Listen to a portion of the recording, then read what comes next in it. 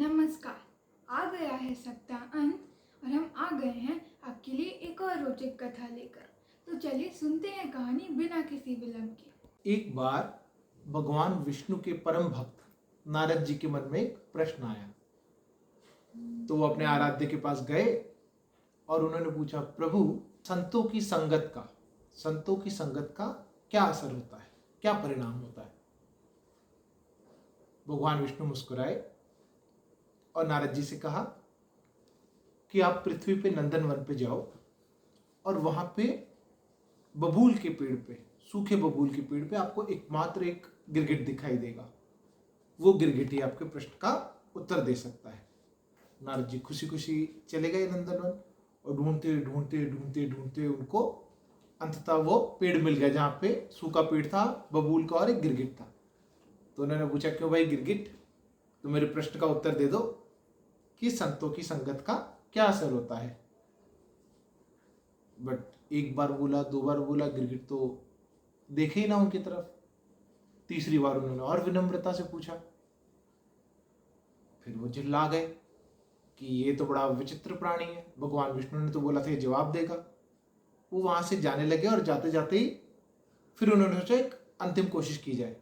उन्होंने फिर वही सवाल दोहराया और देखा कि सवाल खत्म नहीं हुआ था और वो गिरगिट पेड़ से गिर के नीचे जमीन पे आ गया और थोड़ा सा तड़प के अपनी उसकी जान चली गई, उसके प्राण फकीर उड़ गए। वो बड़ा परेशान हुआ कि मैं तो इससे एक सवाल का जवाब पूछने आया था, इसके प्राण ही चले गए। तुरंत भगवान विष्णु के पास जाते हैं और कहते हैं कि प्रभु मुझे उत्तर तो नहीं मिला लेकिन इसके प्राण चले गए, ये तो हत्या हो गई।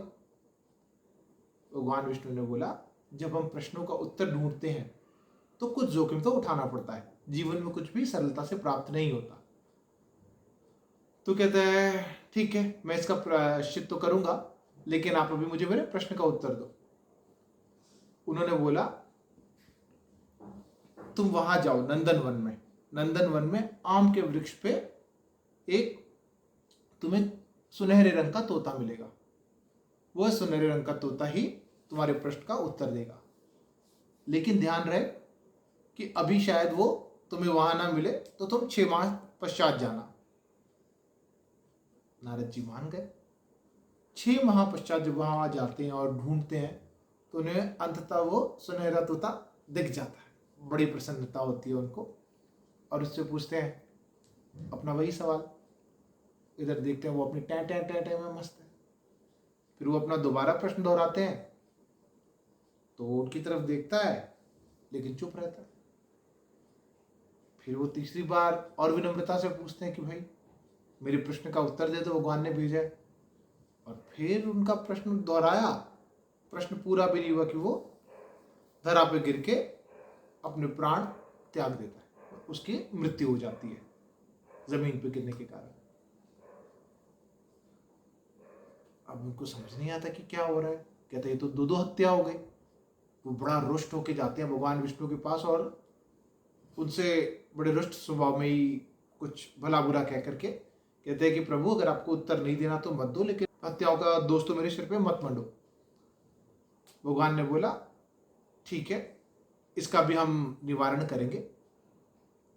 तो वो कह रहा है लेकिन अब मेरे प्रश्न का उत्तर दे दो। कह रहा है तुम्हारे प्रश्न का उत्तर एक नवजात घोड़ा देगा जिसका जन्म अभी से 1 साल बाद होगा, तो तुम्हें प्रतीक्षा करनी होगी। नारद जी का तो ये था कि चलो प्रभु कह रहे हो तो फिर इंतजार करेंगे।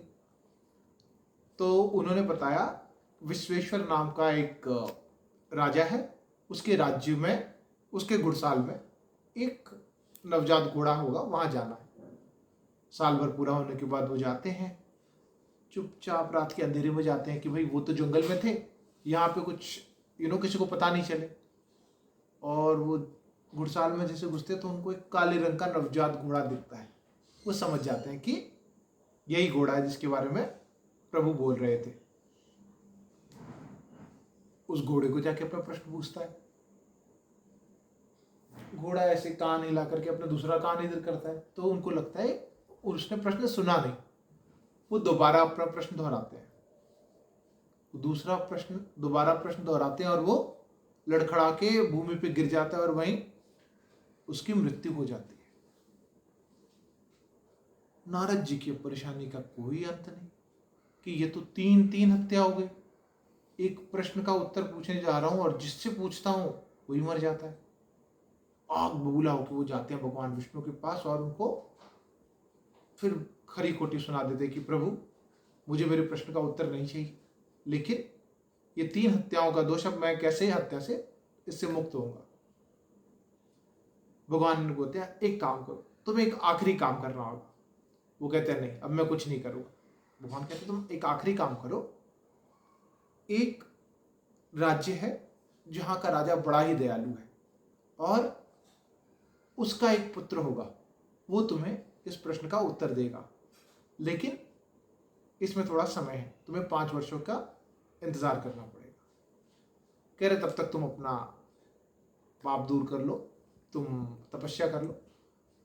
नारद जी बहुत खुश हो जाते कि हाँ ये ठीक है, तपस्या कर लो, कम से कम कुछ तो पाप मिटेगा।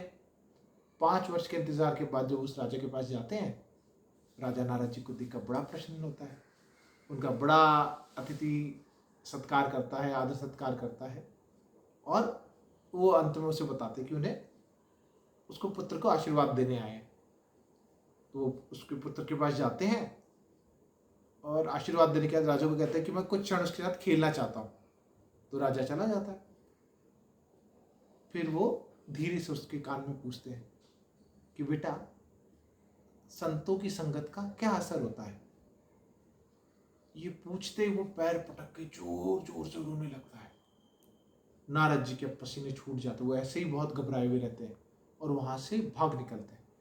कहते हैं कि अब ये लड़का भी जाने वाला है, पता नहीं भगवान विष्णु ने मेरे को कहाँ फंसा दिया, और वो भागने लगते हैं वहां से। पर वो देखते हैं कि पीछे वो राजा के सिपाही आ रहे हैं और उसको पकड़ने की कोशिश कर रहे हैं। वो रुक के बोलते हैं कि देखो मैंने कुछ नहीं किया, मुझे जाने दो। और वो भाग के कहते हैं कि नहीं नहीं नहीं, आपको जाने नहीं दे सकते क्योंकि राजकुमार आपको बुला रहे हैं, वो आपसे मिलना चाहते हैं, आपसे बात पूरी करना चाहते हैं। ठीक है, वो बड़े घबराए हुए वहाँ पहुँचते हैं, देखते हैं राजकुमार सकुशल है। वो कहता है, राजकुमार कहता है बताइए आप क्या पूछना चाहते थे मुझसे, मुझ बालक से। तो कह रहे हैं नहीं नहीं बेटा, बस मैं तो सिर्फ यही पूछना चाहता था कि क्या तुम्हें पता है कि संतों की संगत का क्या असर होता है।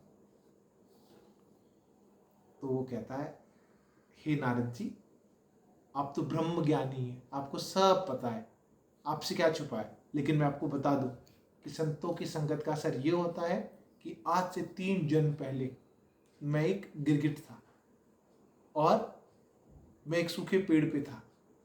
आप आए 4 क्षण के लिए, आपने मुझसे 4 बार सवाल पूछा, मुझे आपका उतना ही सानिध्य प्राप्त हुआ और मुझे उस जन्म से मुक्ति मिल गई। फिर मैं एक तोता बना। कह रहा वहां पर भी मेरा सौभाग्य देखिए, आप फिर आए और मुझे आपके 3 क्षण मिले, जहां पे तीसरी बार आपने प्रश्न पूछा और मेरे प्राण उड़ गए। तो कह रहा है मुझे उस योनि से भी मुक्ति मिल गई। कहता उसके बाद मेरा जन्म घोड़े का हुआ। कह रहा वहां भी आप आए, मुझे आपके 2 क्षण मिले, आपने सवाल किया और मेरे प्राण पखेरु उड़ गए। उसके बाद मेरा जन्म इस महान राजा के यहाँ हुआ है और मैं एक राजकुमार बन के पैदा हुआ हूं।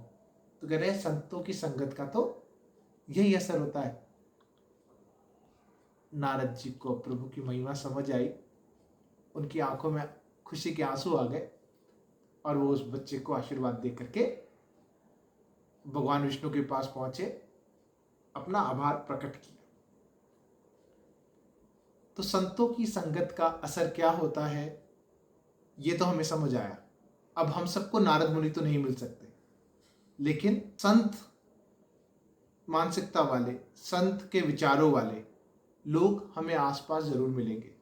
हमें उनकी संगत का लाभ उठाना चाहिए। जैसा कि कबीरदास जी ने कहा था कि कबीरा संगति साधु की ओ गंधी का बास, जो कुछ गंदी दे नहीं तो भी बास सुवास। अर्थात उनका कहने का तात्पर्य है कि एक गंदी यानी जो इत्र बेचता है, वो उसके पास रह कर के हमें आनंद आता है, उसकी जो खुशबू होती है हम उसे पाना चाहते हैं, जबकि वो हमें कुछ देता नहीं है, क्योंकि उसका उसका बिजनेस, उसका धंधा तो इत्र बेचना है। बट वो इत्र की खुशबू हमें आकर्षित करती है। वैसे ही संत जन जो होते हैं, सत्पुरुष जो होते हैं, उनकी संगत में रह के हम हमेशा कुछ सीख सकते हैं, अच्छी चीज़ें अपना सकते हैं। इसीलिए सत्संग का बड़ा महत्व है। तो यही था उनके प्रश्न का उत्तर। अब समझने वाली बात और है कि जीवन में हमारे पास कई बार कुछ सवाल आते हैं और हम चाहते हैं कि उसका उत्तर तुरंत मिल जाए, परंतु कई बार हमें उनका उत्तर जीवन के अनुभव से ही मिलता है। हमें धैर्य रखना पड़ता है, तभी हमें उन प्रश्नों का उत्तर प्राप्त होता है। यही भगवान विष्णु ने भी उनको समझाने का प्रयास किया कि हर चीज़ का उत्तर आपको यूं आसानी से नहीं मिलेगा। उसके लिए प्रयत्न करना पड़ेगा, जीवन के अनुभव को समझना पड़ेगा और उससे सीखना पड़ेगा। सब कुछ आपको यूं तैयार जीवन में प्रश्नों के उत्तर नहीं मिलेंगे।